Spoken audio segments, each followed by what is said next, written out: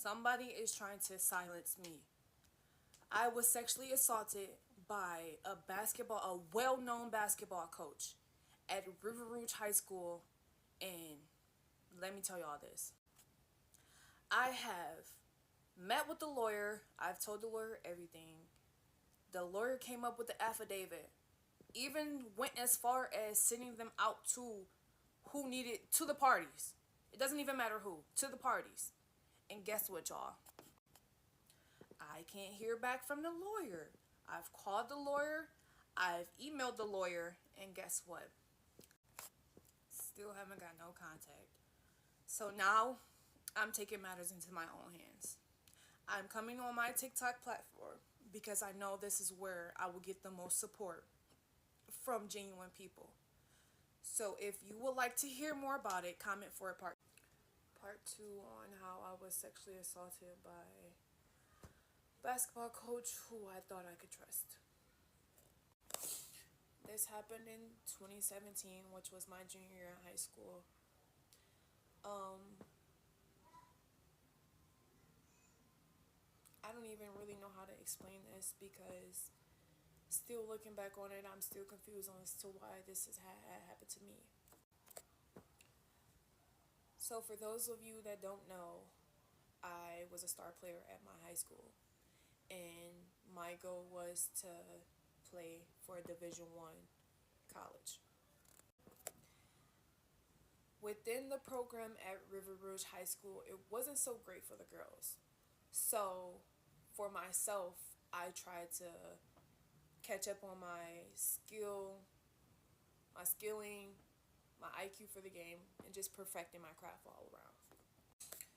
With him being a coach at the high school, I looked at him as a resource who can help me get to my goal.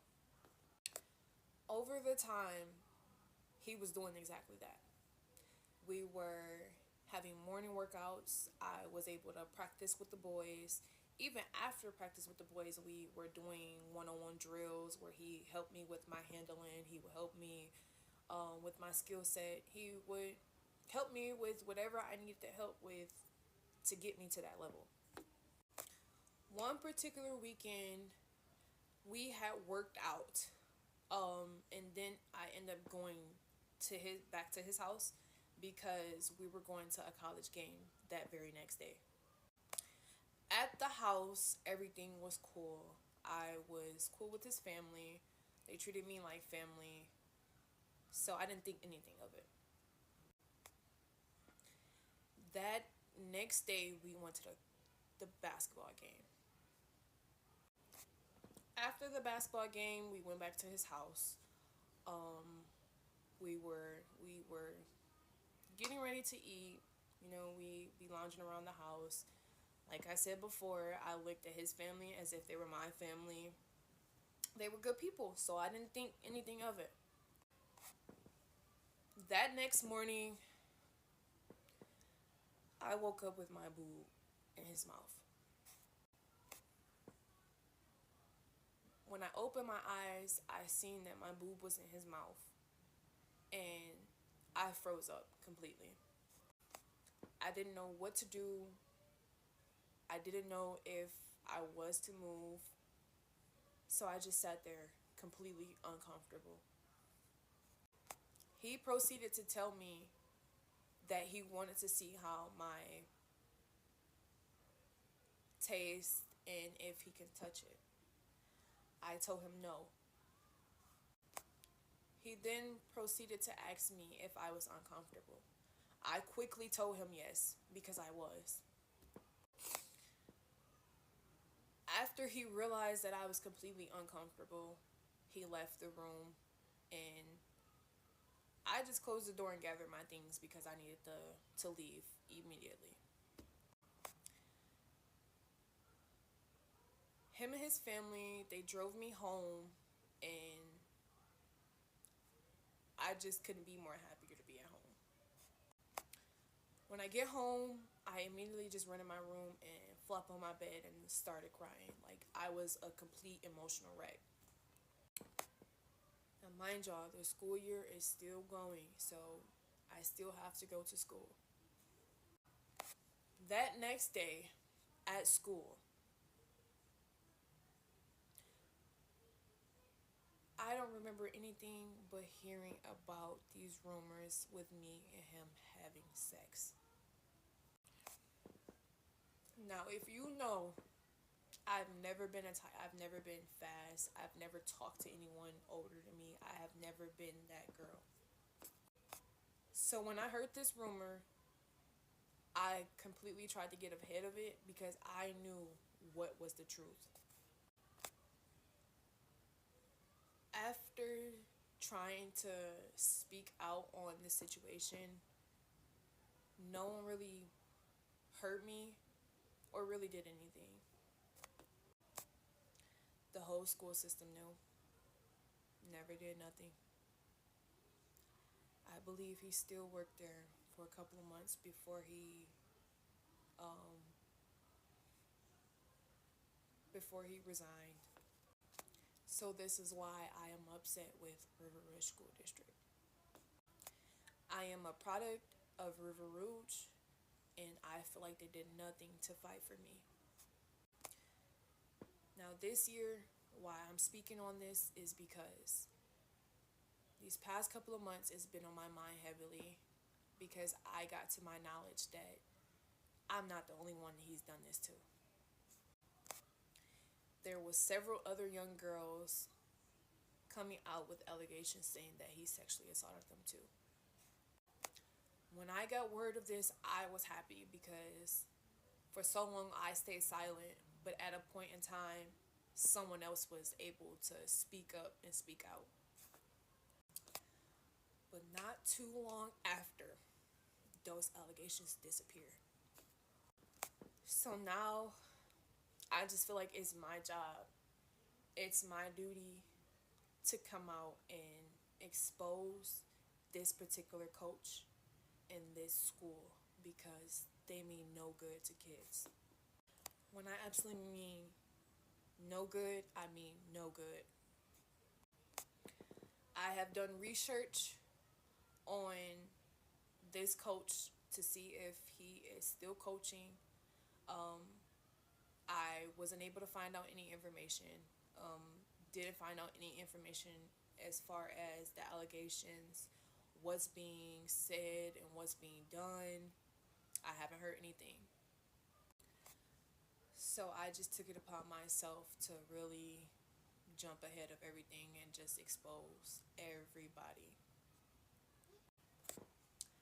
I found a lawyer who I thought could help me put this predator to rest and to make kids more safer within the environments.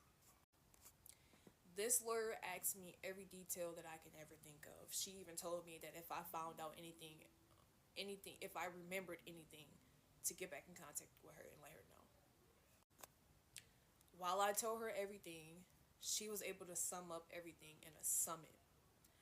I have proof that she documented everything that I have told her and sent it out to River Rouge School District and the coach. But it doesn't end there. I'm still being silenced. I have tried to get in contact with the lawyer. Like I said, I have emailed her, I have called her.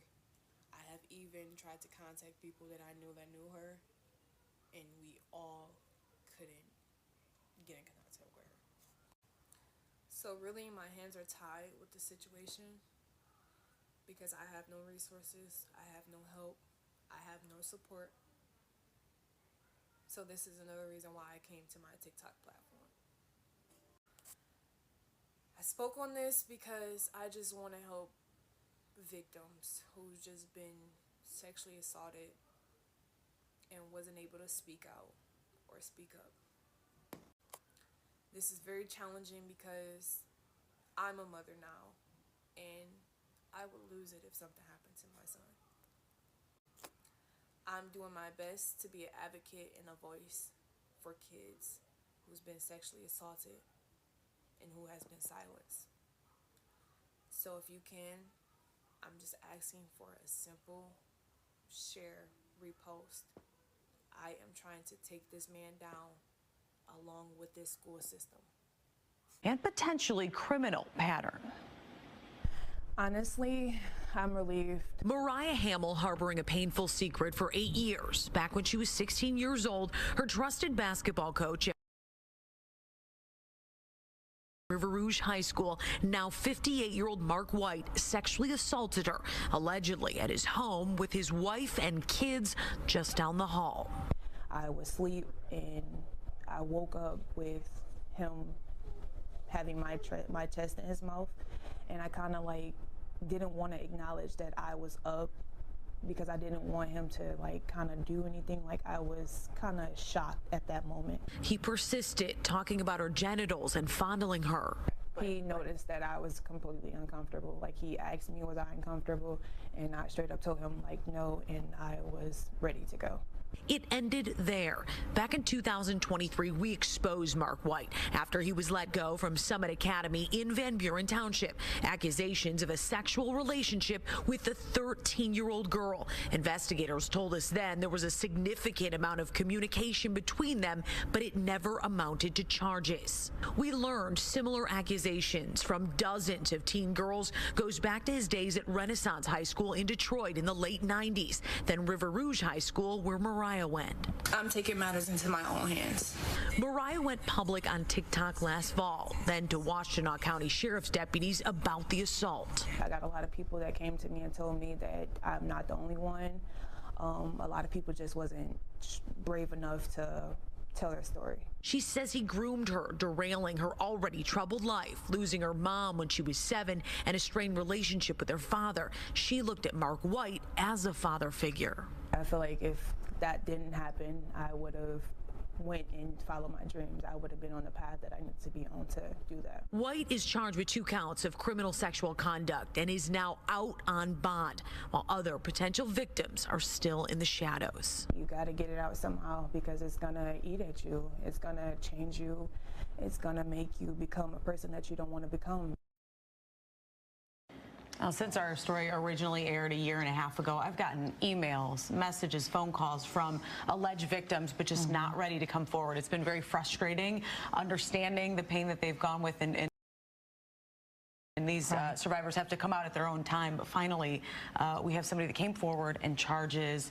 It's a big day for the victims out there. And hopefully seeing her do this and how brave she was and the courage it took, it might help motivate others to do the same. And that's really what it takes, too.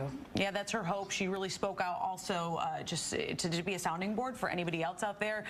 Mariah said, reach out to her on her social media. She's happy to talk to anybody, even confidentially. The whole thing is so sick, but to imagine, as you wrote in your story about the allegations that he was allegedly doing this with his own wife and family in the next room, just